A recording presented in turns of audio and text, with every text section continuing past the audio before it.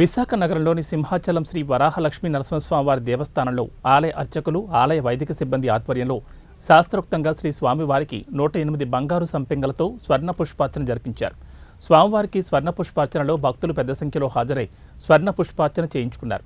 సింహాచల పుణ్యక్షేత్రంలో దేవస్థాన వేద పండితుల వేద మంత్రాలు, నాదస్వర మంగళ వాయిద్యాలతో శాస్త్రోక్తంగా స్వర్ణ పుష్పార్చన వైభవంగా జరిగింది.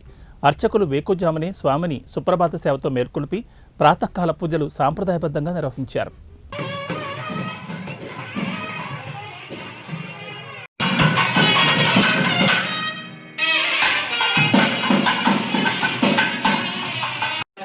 ఓం సింహాయ నమః, ఓం ఖడ్గవాసాయ నమః, ఓం మూలాధివాసాయ నమః, ఓం బ్రహ్మవాసాయ